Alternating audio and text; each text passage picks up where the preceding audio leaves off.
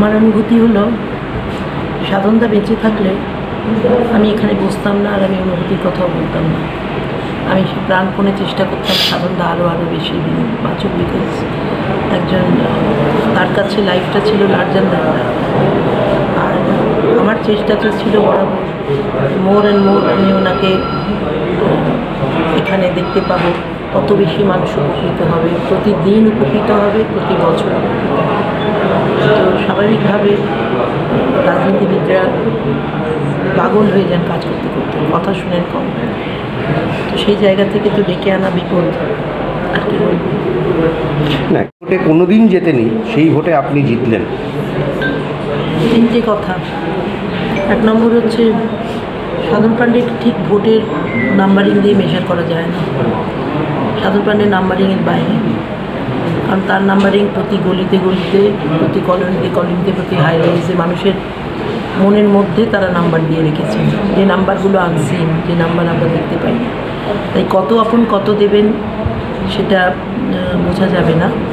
আর secondly deprive ছিল না মানুষ, বিকজ কন্টিনিউয়াসলি আমার ফ্যামিলি, আমি, শ্রেয়া, আমরা কাজ করে গেছি প্রচণ্ডভাবে। আমার অফিস চলেছে, তাতে আমাদের মাননীয় মুখ্যমন্ত্রীর প্রত্যেকটা প্রকল্প যাতে মানুষের কাছে পৌঁছায় রেখেছি, এরিয়া স্টাডি করেছি, তার ডেফিসিট জানি, কোথায় কী আছে, সবটা ওয়ার্কআউট করা হয়েছে এবং ঘরে ঘরে যোগাযোগ।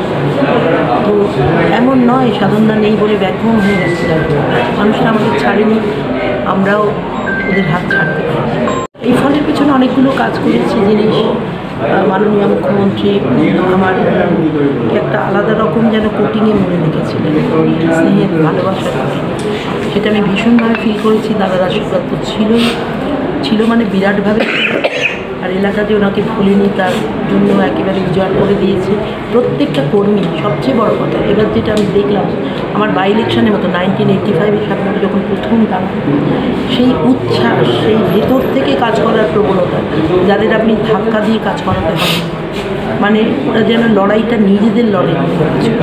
এইটা যখন হয়, সংঘবদ্ধভাবে কাজ করা যায়।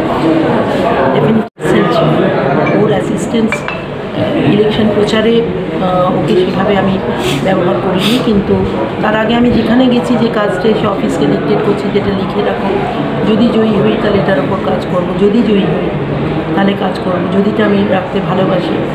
ওভার কনফিডেন্সে কখনোই ভুগি না। তো তখন দেখছি অলরেডি কাজটার উপর ওয়ার্কআউট করা হচ্ছে, সেই চিঠি বিভিন্ন জায়গায় জমা দেওয়া আছে। আমাকে শুধু তার ওপর টাচ আপ দিয়ে কাজগুলো পার করে নিতে হবে, because the stamp is that.